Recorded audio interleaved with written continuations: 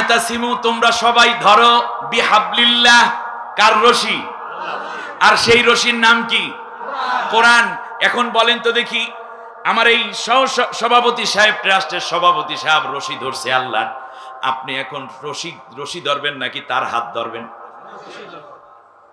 কিন্তু আমরা কি করি আমরা একজন থেকে আরেকজনে কয় পীর ছাইরা দেশে রশি এইবার কয় রশি পাও নাই অসুবিধা ওনার পিঠে হাত দাও তাই লইবে আরেকজনের পিঠ আরেকজনের পিঠ হইবে না লাগবে কি ধরা যার যার রশি নিজের রশি নিজে ধরতে হবে অন্যের রশি দিলেও হবে না কার রশি কালমার্সের রশি লেলিনের রশি মাওসেতুনের রশি ফ্রয়েডের রশি হেগেলের রশি সাইতরিকের রশি মাযহাবের রশি কথা কয় না আবু বকরের রশি ওমরের রশি না রশি হবে কারটা জোরে বলেন কার রশি কেবলমাত্র কার রশি সেই রশি কয়টা একটা তার নাম কি কোরআন আপনি কোন তালে আছেন আপনি মনে করতেছেন আপনি এমপি মন্ত্রী ডিসিএসপি পুলিশ সাহেব হয়ে অনেক কিছু হয়ে গেছেন না আপনার জীবন শূন্য তার কারণ আল্লাহ বলছেন এই রশি ধরো আপনি এই রশি ধরেন নাই আপনি ধরে রেখেছেন সেকুলারের রশি সংকীর্ণ জাতীয়তাবাদের রশি আপনি ধরে রেখেছেন পুঁজিবাদের রশি আপনি ধরে রেখেছেন কালমার্সের রশি আপনি হাজার রশি পচা রশি ধরেছেন এই রশি নিচের দিকে টানে কারণ এই রশিগুলো তৈরি করেছে মানুষ এই রশিগুলো নিচ থেকে উপরের দিকে উঠেছে আর আল্লাহর রশি উপর থেকে নিচে পড়েছে উপর থেকে যেটা পড়েছে এটা জান্নাতে যাবে আর বাকিগুলো সাথ ধরছে আর যারা বানাইছে সবগুলো জাহান্নামে হিসাব তো সোজা এত কঠিন কেন করেন জান্নাতে যদি চাও তাহলে এই রশিটা ধরো তার কারণ আল্লাহ রাব্বুল আলামিন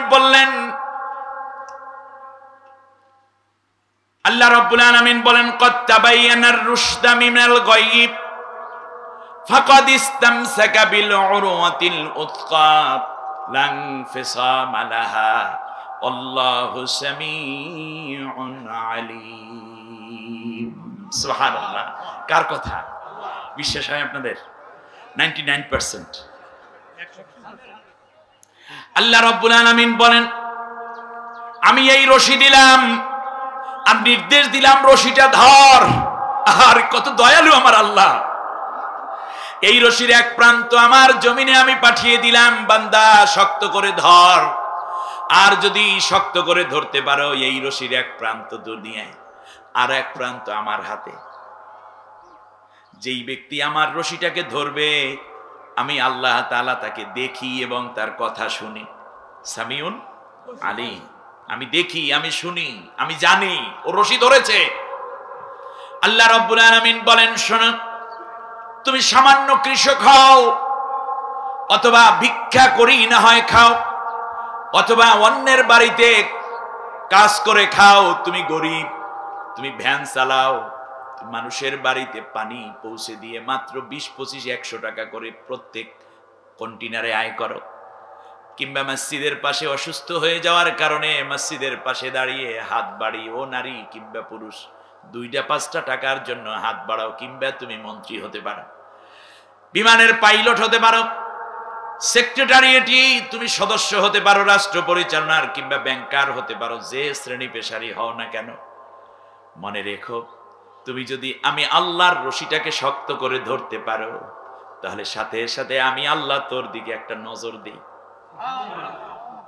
লাং ফিসামা লাহা তুই যখন আমার রশি ধরলি সাথে সাথে আমি আল্লাহর কুদরতি হাতের সাথে তোর হাতটার একটা সংযোগ হয়ে গেল ফাকাদ ইসতামসাকা বিল উরওয়াতিল উতকা আমি আল্লাহর সাথে তোর একটা মজবুত গিরা হয়ে গেছে একটা সম্পর্ক হয়ে গেছে লাং ফিসামা লাহা পৃথিবীর এমন কোন শক্তি নেই আমার হাত থেকে তোরে ছিনাইয়া নিতে পারে লাং ফিসামা লাহা আমার হাত থেকে তোরে কেউ আর কেড়ে নিতে পারবে না এই জন্য কোরআনওয়ালা মানুষগুলো একদিকে হাত ছানি দেয় আসো মন্ত্রিত্ব দেব এমপিত্ব দেব মুক্তি দেব টাকা দেব পয়সা দেব আর একদিকে কোরআনের সাথীটা দেখে আমার আল্লাহ হাতটা বাড়াইয়া রেখেছে জীবনটা চলে যায় এরপরেও আল্লাহ রব্বুল আলামিনের কোরআনটাকে বুকে রেখে সামনের দিকে এগিয়ে যায়, একটা মুহূর্তের জন্য অন্য কারো হাতে আর পড়তে চায় না। তার কারণ যে ব্যক্তি একবার আল্লাহর হাতের মধ্যে পড়েছে, একজন ইমানদার কোনোদিন এই হাত থেকে আর ছুটে চাইতে চায় না, এবং কেউ ছুটাইয়া নিতেও পারে না। সুবহানাল্লাহ, এটাই হচ্ছে বাস্তবতা। আল্লাহ রাব্বুল আলামিন এই কোরআনের ব্যাপারে চমৎকার কথাগুলো বলে বলে এবার বললেন, শোনো দুনিয়ার মানুষেরা, দুইটা কাজ কর আর দুইটা বাদ দে। বলেন তো, সহজ কথা বললাম, আল্লাহ তাআলা তো এমন করে বলে নাই, আমি একটু আমার স্টাইলে বললাম আর কি। আল্লাহ বলছেন দুইটা কাজ কর আর দুইটা বাদ দে। দুইটা কাজ করলে দোজখে যাবি, আর দুইটা কাজ করলি আমার জান্নাতে তোরে নিয়ে আসবো। সুবহানাল্লাহ, কেউ বললেন না? কয়টা কাজ? দুইটা কাজ। দুইটা করব আর দুইটা ছাড়বো। খুব শর্ট সিলেবাস, একেবারে অনেক আয়াত তিলাওয়াত করলে সময় লেগে যাবে বিদে আমিও খুব সংক্ষিপ্ত একের মোরাল, যেটা না বললেই নয়, ওই আয়াতগুলো বাছাই করে একটু বলে দিচ্ছি।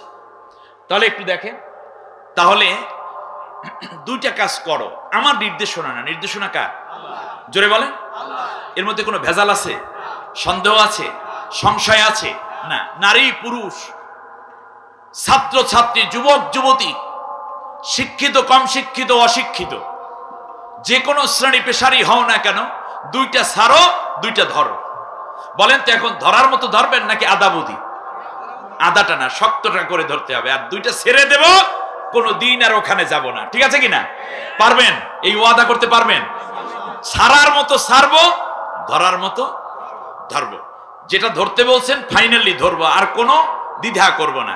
আর যেটা ছাড়তে বলেছেন কোনো দিনও করব না। আল্লাহ আমাদের কবুল করুন, বলেন আমি। আমার সাথে পড়েন, আউযু বিল্লাহি মিনাশ শাইতানির রাজীম, বিসমিল্লাহির রহমানির রহিম। বিতাড়িত অভিশপ্ত শয়তানের ওয়াসওয়াসা থেকে আল্লাহর আশ্রয় চাই। পরম করুণাময় অসীম দয়ালু আল্লাহর নামে শুরু করছি। فَأَمَّا مَنْ طَغَى وَآثَرَ الْحَيَاةَ الدُّنْيَا فَإِنَّ الْجَحِيمَ هِيَ الْمَأْوَى وَأَمَّا مَنْ خَافَ مَقَامَ رَبِّهِ وَنَهَى النَّفْسَ عَنِ الْهَوَى فَإِنَّ الْجَنَّةَ هِيَ الْمَأْوَى آمَنْتُ بِاللَّهِ।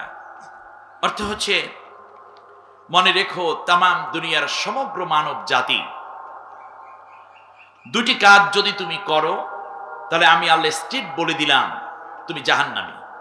সেটা হচ্ছে এই যে তাগুতি যারা করবে, যে ব্যক্তি তাগুত হবে, আর প্রত্যাহিক জীবন, জাগতিক জীবন, দুনিয়ার জীবনকে যারা নিজেদের একমাত্র জীবন এবং জীবিকা মনে করে বস্তুবাদিতায় লিপ্ত হয়ে যাবে, এরাই হচ্ছে জাহান্নামী। আখিরাতের কোনো বিষয় তারা গুরুত্ব দিবে না, কেবলমাত্র দুনিয়া আর দুনিয়া। একদিকে তাগুত আর একদিকে দুনিয়াদার। বলেন, জাহান্নামে যাবে কে কে?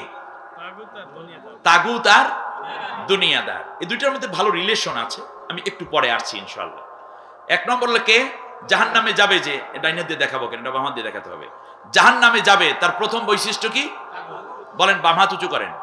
জাহান্নামের কথা যখন শুনবেন বাম দিয়ে দেবেন, এগুলো সব বামপন্থী। বলেন, এক নম্বরে কে? তাগুত। আর দ্বিতীয় হচ্ছে কি দার? দানাদার, রোজাদার, কি দার? দুনিয়াদার। রাইট। বলেন, এক নম্বরে, দ্বিতীয়ত এরা যাবে কোথায়? জাহান্নামে। আমার কথা? হুজুরদের কথা? নবীজির কথা? কার কথা? আল্লাহ তাআলার কথা। আল্লাহর কথা মিথ্যে না সত্য? পুরাপুরি সত্য না কিছু কিছু সত্য? এর মধ্যে কোনো ভুল?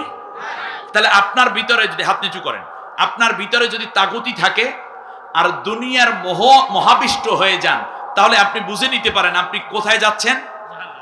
জাহান্নামে যাচ্ছেন। কিন্তু আমরা কি কেউ জাহান্নামে যেতে চাই? জোরে বলেন, কেউ জাহান্নামে যেতে চাই? আমরা যেতে চাই কোথায়? জোরে বলেন, জান্নাতে। এখন আল্লাহ বলছেন জান্নাতে যাওয়ার কথা শোনো। আল্লাহ রাব্বুল আলামিন বলেন, শোনো এবার জান্নাতে যেতে হলে কি করবা? ওয়া আম্মা মান খাফা মাকামা রাব্বিহি, আর যারা আমি আল্লাহর কাছে দাঁড়াতে হবে একদিন, এই জীবন শেষ জীবন নয়, বরং অনন্ত জীবনের সূচনা হবে এই দুনিয়ার জীবন দিয়ে মাত্র। কৃতকর্মের হিসাব দিতে হবে। জীবনে যা কিছু করেছো পাই টু পাই করে আমি আল্লাহর সাথে তার জবাব দিতে হবে।